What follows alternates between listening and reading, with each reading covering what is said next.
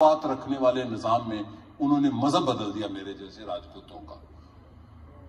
लंगर के कट्ठे बैठ के रोटी खाओ, कट्ठे बैठो, काला गोरा शूदर मुसल्ली ब्राह्मण कट्ठा बैठा दिया। लंगर का कॉन्सेप्ट सिर्फ रोटी नहीं है पेट भरना, सारे अमीर भी बंदे नहीं होते, भुखे नहीं सिर्फ बंदे। कॉन्सेप्ट ये था बैठने का, लंगर का कॉन्सेप्ट बैठना है। वो जो दारा होता है, हमारे गांव में दारा होता था, हमारे अजदाद का जो गांव था वहां दारा था। तो ये जो बैठना होता है, काबे में भी यही कुछ होता था। वो हज के वक्त सारे लोग मुख्तलिफ इलाकों के कबाइल के कौमों के लोग आके मिलते थे। तो ये मिलना बड़ा जरूरी है। ये जो सोशल मीडिया में इसका बड़ा मदाह हूं, लेकिन क्रिटिक भी हूं। ये इंसान को बड़ा कंट्रोल करने जा रहा है, हमारी हर चीज को उसने कंट्रोल कर लिया है। इसको हम अपनी ह्यूमन डेवलपमेंट के लिए इस्तेमाल करें। तो ये मेरी बिखरी बिखरी बातें थी डॉक्टर साहब। तो इस किताब को मेरी सचमुच दरख्वास्त है, आप जैसे पढ़े लोग जरूर पढ़ें और जो सवाल करना है करें।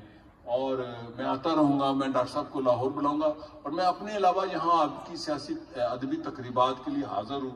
मेरे लायक जो खिदमत होगी, आप वो जो हुक्म करेंगे, जो मेरी इस्तात है वो भी, और कुछ इस्तात से ज़्यादा फाइनेंशली भी, इल्मी भी, शख्सियात को यहाँ मदऊ करने की, ये ज़रूर करें। ये देखें सोसाइटी के अंदर इतना पोटेंशियल है। मैं ऐसे रस्मन नहीं कह रहा, मैं 100 मुल्क घूमा हूं।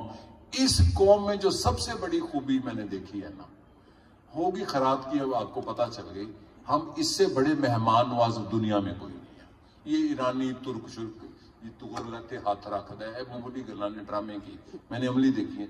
इससे बड़ा मेहमान नवाज इंसान नहीं है जो पाकिस्तान में रहता है। वो बलूची हो, पठान हो, पंजाबी हो, सिंधी हो, केपीके का हो, बिल्तिस्तान का हो, इस खित्ते की मट्टी में मेहमान, और जो मेहमान नवाज होता है, मेरा ख्याल उससे आला इंसान कोई नहीं होता।